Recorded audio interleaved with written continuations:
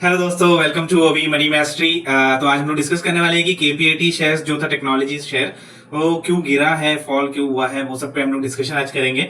तो आपने देखा होगा, आप लोगों ने न्यूज में आया था, और जैसे बिजनेस न्यूज में किशोर जी ने बताया गया था, उनके सीईओ जो केपीआईटी के, उन्होंने बताया गया था कि क्या है कि 18 टू जो 22% है जो लोअर साइड में देख रहे हैं, मतलब ग्रोथ आगे का, मतलब रेवेन्यू में थोड़ा सा।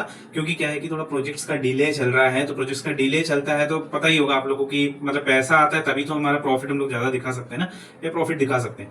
तो वहां पे क्या है कि थोड़ा प्रोजेक्ट डिले के कारण, बट ऐसे कोई पैनिकनेस की बात तो नहीं है। और उन्होंने इसके अलावा दूसरा भी कुछ शेयर किया था कि कंपनी का ग्रोथ प्लान कैसा है, तो मैं वो भी बताऊंगा। फर्स्ट ऑफ ऑल उन्होंने बताया था कि इंक्रीज ऑफ शोरिंग मतलब जहाँ पे जैसे कि बाहर कंपनी का ऑपरेशन स्टार्ट करना, वहां पे क्या है कि ज्यादातर अपने प्रोडक्ट्स को प्रमोट करना, ताकि क्या होता है उसमें लोअर कॉस्ट प्रोडक्शन भी रहता है, हम लोग को कॉस्ट कट हम लोग कर सकते हैं उस चीज में, हम लोग जैसे बाहर ऑपरेशंस करते हैं ना, तो ऐसा हम लोग कर सकते हैं। तो उन्होंने बताया गया था कि ऑलरेडी कंपनी का है बाहर, ऑलरेडी बहुत सारे जगहों पे कंपनी है, प्रेजेंस है इनका। तो बहुत अच्छा कंपनी भी है, फंडामेंटली स्ट्रॉन्ग कंपनी है। हम लोग फंडामेंटल्स के और टेक्निकल्स भी डिस्कस करेंगे आगे। और सेकंड उन्होंने बताया कि स्ट्रॉन्ग पाइपलाइन है उनके पास, प्रोजेक्ट्स का बहुत अच्छा पाइपलाइन है। बट ये कि डिले थोड़ा प्रोजेक्ट्स में हो रहा है, इस वजह से क्या है कि थोड़ा सा वो ग्रोथ आगे का जो क्वार्टर में है थोड़ा सा डाउन देख रहे हैं, ऐसा उन्होंने बताया था। तो इसलिए से पैनिकनेस हो गया, तो लोग क्या है कि बहुत ज्यादा सेल करने लगे। और थर्ड उन्होंने बताया कि न्यू टेक्नोलॉजी भी वो लोग कर रहे हैं, ताकि क्या है कि न्यू टेक्नोलॉजी जैसे एआई टेक्नोलॉजीज हो गया, ये सब ऑलरेडी उनका है, बट और ज्यादा पावरफुल बनाने की वो लोग कोशिश कर रहे हैं। तो ओईएम्स को भी ज्यादा प्रमोट करने की कोशिश कर रहे हैं। ओईएम मतलब होता है कि ओरिजिनल इक्विपमेंट मैन्युफैक्चरर, जैसे कि क्या है कि कंपनी का खुद का ही मैन्युफैक्चरिंग रहता है, बट वो दूसरे ब्रांड में उन्हीं का ही ब्रांड बना के सेल करते हैं। जैसे डेल का, अगर सपोज एक एग्जांपल बता देता हूँ आपको, कि डेल का क्या होता है, कंपनी है, उनका मैन्युफैक्चरिंग यूनिट भी है। तो उनका क्या है कि वो लोग क्या करते हैं, उनका खुद का उन्होंने एक ब्रांड बनाया डेल करके, तो मैन्युफैक्चरिंग यूनिट का दूसरा नाम होगा या डेली होगा। तो उसमें क्या है कि वो लोग, एक एग्जाम्पल आपको मैं बता रहा हूँ, तो वो क्या है कि ऐसे नाम पे वो लोग सेल करते हैं प्रोडक्ट्स को। टेक्नोलॉजीज मतलब अभी जैसे कि केपीआईटी की है कि न्यू टेक्नोलॉजीज लेके आने वाली है, तो जैसे उनका चिप जो रहता है वो सब ज्यादा वो व्हीकल्स में सब लगता है इनका। तो इलेक्ट्रिफिकेशन का काम करती है कंपनी, तो उसमें ज्यादा टेक्नोलॉजीज ज्यादा लाने की कोशिश कर रही है। तो हम लोग आगे देखते हैं इसमें, इसका फंडामेंटल्स भी मैं आपको बता देता हूँ कैसा रहेगा। तो फंडामेंटल्स में हम लोग चलते हैं केपीआई टेक्नोलॉजीज का। केपीआई टेक्नोलॉजी का मार्केट कैपिटलाइजेशन आप देख सकते हैं, 38,876 करोड़ का मार्केट कैपिटलाइजेशन है कंपनी का। और इसके अलावा हम लोग देख सकते हैं करंट प्राइस जो है 1418, मतलब इतना नीचे गिर गया है। बहुत हाई मारा था, 1929 का हाई मारा और इतना नीचे आया अभी।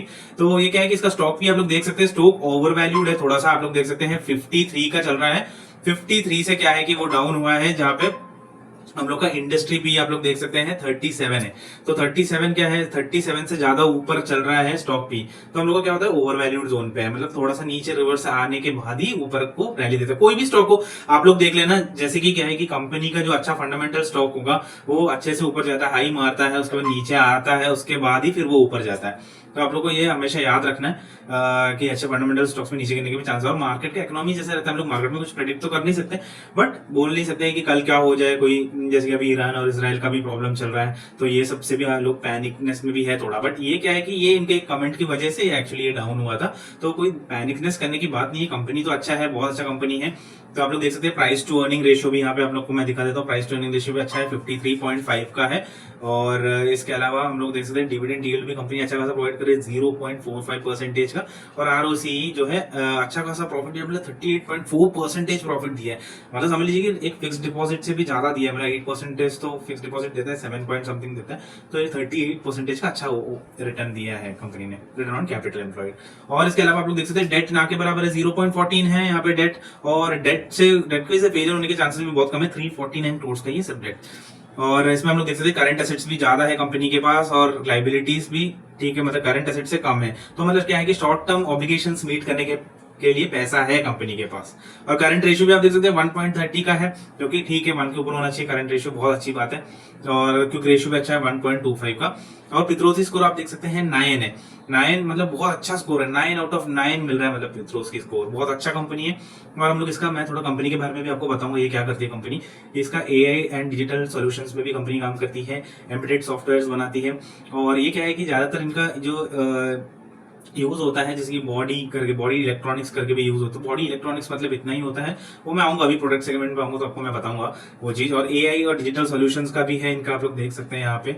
और KPIT enables customers accelerator implementation of next generation mobility technologies, मतलब जो नेक्स्ट जनरेशन है, न्यू, मतलब एआई से भी ऊपर वाले जो टेक्नोलॉजीज है ज्यादा, मतलब उस पर ही वो लोग फोकस करते हैं, उनका नाम ही वही है। तो ज्यादातर वो लोग क्या है कि आगे इसका फोकस कर रहे हैं। और इनका क्या है कि डेवलपमेंट सेंटर से Europe, USA, Japan, China, Thailand और इंडिया में भी 13,000 प्लस ऑटोमोबाइल बिलीवर्स हैं जो अक्रॉस द ग्लोब है। और ऑटोमोबाइल का ये ऑटोमोबाइल सेक्टर में काम करती है कंपनी। तो आप देख सकते हैं कि यूरोप में एक्चुअली क्या कि अगस्त में ज्यादा फेल किया था, क्योंकि ईवी जो सोल्यूशन है, ईवी इलेक्ट्रॉनिक व्हीकल्स का थोड़ा डिमांड कम हुआ था, उस टाइम पे 43% गिरा था। इटली, जर्मनी, फ्रांस, इन सब में ज्यादा 2 डिजिट नंबर्स देखने की वजह से ही वो गिरा हुआ था। तो इस वजह से भी हो सकता है कि कंपनी का आगे का थोड़ा ग्रोथ थोड़ा रुक सकता है, ऐसा मतलब ये अगस्त में हुआ था। बट इम्पैक्ट क्या है कि धीरे होता है ना, तो अभी भी मतलब ये पैनिकनेस भी थोड़ा क्रिएट है। बट डरने की कोई बात नहीं है, आज कंपनी अच्छा है, फंडामेंटली जो स्ट्रॉन्ग रहता है कंपनी, वो लॉन्ग टर्म के लिए हमें बहुत बेस्ट रहता है, हमेशा हमें अच्छा प्रॉफिट ही देगा। और हम लोग देख सकते हैं कि केपीआईटी टेक्नोलॉजीज का जो है और क्या करती है, प्रोडक्ट सेगमेंट इनका 62% का फीचर डेवलपमेंट और इंटीग्रेशन करती है, 62% का, जो कि इलेक्ट्रिफिकेशन है, बॉडी इलेक्ट्रॉनिक्स और वीएडी। बॉडी इलेक्ट्रॉनिक्स मतलब होता है कि चिप होता है, आप लोगों ने देखा होगा, ये हमारा व्हीकल्स में यूज होता है, ये सेफ्टी मेजर्स के लिए यूज होता है। तो आगे को बहुत टेक्नोलॉजी वाइज तो वो इंप्रूव करने का कोशिश करेगा कंपनी। और आर्किटेक्चरल मिडिल वेयर कंसल्टिंग 19% का है। और क्लाउड बेस्ड कनेक्टेड सर्विसेज है, इंटेलिजेंट कॉकपिट और डिजिटल कनेक्टेड सॉल्यूशंस, ये सब यूज करती है। तो अच्छा है, मतलब कंपनी का क्या है, टेक्नोलॉजी है, तो टेक्नोलॉजी तो आपको पता ही आगे ज्यादा बढ़ने का चांसेस है। और इसके अलावा कॉर्पोरेट हम लोग बैकग्राउंड भी देख सकते हैं, यहाँ पे आप लोग रीड कर सकते हैं। रेवेन्यू स्प्लिट आप देख लीजिए, यूएसए में 31% का है, 52% का है जियोग्राफी, मतलब यूरोप में, और एशिया में 17% का, मतलब इंडिया में बहुत कम है इनका, क्योंकि बाहर है सबसे ज्यादा इनका बिजनेस जो चल रहा है, बाहर चल रहा है, आप लोग यहाँ पे देख सकते हैं। तो रेवेन्यू पर हम देख लीजिए, Europe grew 132% between FY22 and FY24, right. तो आप लोग देख सकते हैं, while the US and Asia's revenue grew by 41%, मतलब यूरोप से ज्यादा ग्रो हुआ। तो मैंने बताया ना आप लोग को, अगस्त में थोड़ा डाउनफॉल हुआ था, तो उसकी वजह से ये भी उस टाइम पे तो थोड़ा डाउनफॉल में भी था, और उसके बाद ही ऊपर आया था बहुत कंपनी ज्यादा उभर कर। तो ऐसे ही मतलब पैनिकनेस क्रिएट होता है। और आप लोग देख सकते हैं वहां पे मैंने अभी जो बताया ऑलरेडी, यूरोप में ऐसा सब हुआ था। तो और हम लोग इसका, मैं ज्यादा इस पे वो नहीं करना चाहता, और आगे हम लोग डिस्कस करते हैं, टेक्निकल्स के बारे में भी डिस्कस करेंगे। पहले प्रॉफिट एंड लॉस देख लेते हैं कंपनी का, देख लीजिए। नेट प्रॉफिट लॉस 2018 में 0 था, फिर 55 का हुआ, 148, ऐसे 731 तक टच किया है कंपनी ने। मतलब अभी जो ट्रेलिंग 12 मंथ्स चल रहा है वो 731 करोड़ का है, मतलब अच्छा खासा कंपनी प्रॉफिट प्रोवाइड कर रही है। और बैलेंस शीट, और हम लोग इसका क्या है कि क्या है, एक बार मैं रेशियोज भी बता देता हूँ आपको। रेशियोज देख सकते हैं आप लोग, डेटर डेज जो कि बहुत कम हुआ है, जो कि बहुत अच्छी बात है, मतलब डेटर्स डेज कम हुआ है। 337 था 2019 में, बट अभी बहुत कम हुआ है, 56 हो चुका है, जो कि अच्छी बात है कंपनी के लिए। और यहाँ पे इन्वेस्टर्स आप लोग देख सकते हैं 40 थे, बट 39% हो गए सितंबर 2024 में। थोड़े से मतलब प्रोमोटर्स कम हुए 1% के अराउंड। और FIIs देखा जाए तो 20.95% का है, जो कि मतलब अच्छा खासा, मतलब FIIs भी है, 25 था, 20 हुआ है। तो उन्होंने क्या कि उस टाइम पे प्रॉफिट तो बुक किया होगा, या उनको कुछ और में उन्होंने इन्वेस्ट किया होगा, तो इसलिए क्या कि वो लोग निकल जाते हैं वैसे। और DIS आप देख सकते हैं 17%, मतलब DIS तो बढ़े ही है, तो कोई ना कोई तो बढ़ रहा है ना, अगर FIIs जा रहे तो DIS बढ़ रहा है। तो हम लोगों को क्या है कि इतना पैनिक क्रिएट करने की जरूरत नहीं है। ऑलरेडी मैंने बताया ना, स्टॉक बहुत ऊपर रहता है, तो एक रिवर्सल करके ही ऊपर जाएगा। और पब्लिक का आप लोग देख सकते हैं 21% है। और इसके अलावा मैं आपको इसका टेक्निकल्स भी बता देता हूँ सिंपली। टेक्निकल्स पे आप लोग जाएंगे तो यहाँ पे देख सकते हैं आप लोग ने कितने का हाई मारा था यहाँ पे कंपनी ने। वो मैं दिखा देता हूँ आपको। यहाँ पे इतने का टॉप मारा था 1933 का, ये एक रेजिस्टेंस लेवल है, यहाँ पे हम लोग रेजिस्टेंस बोल सकते हैं। और आप लोग अगर देखेंगे तो ये हमारा ये सपोर्ट लेवल यहाँ पे होगा, ये है अभी जो, अगर आएगा तो, अगर आ सकता है तो 1290 तक आ सकता है, मे बी 1290। बट इतना अगर इतना ज्यादा मार्केट कुछ प्रॉब्लम हुआ या इकोनॉमी कुछ भी, मतलब दूसरा कुछ न्यूज आता है इकोनॉमी के बारे में, तभी इतना ज्यादा गिरेगा, और नहीं गिरेगा। और हम लोग अगर लेना है तो इस पॉइंट में आप लोग ले सकते हैं 1290 पे एक एंट्री बना सकते हैं, या दूसरा एंट्री बना सकते हैं।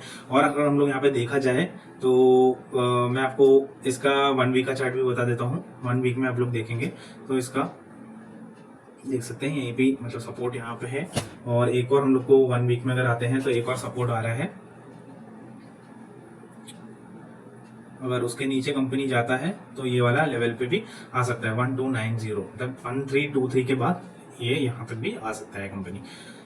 तो देख सकते हैं आप लोग, हाल ही में कंपनी का रिजल्ट भी आया था, लेटेस्ट रिजल्ट भी मैं आपको बता देता हूँ, उसके बाद हम लोग ये आपको समझ में आया होगा। तो इसका देख लीजिए, रेवेन्यू में भी अच्छा इंक्रीज हुआ है, 1199 था ये, अभी देख लीजिए आप लोग अक्टूबर 23 को आया था ये, देख सकते हैं आप लोग यहाँ पे, और 22 का ग्रोथ हुआ 22%। ग्रॉस प्रॉफिट में भी आपने देख सकते हैं 28% और 47%, मतलब तो इतना ही है, मतलब आप लोग को समझ में आया होगा। होप मेरा वीडियो पसंद आया होगा आपको। लाइक शेयर और सब्सक्राइब भी करना, ऐसे अच्छे न्यूज में और लेके आऊंगा। और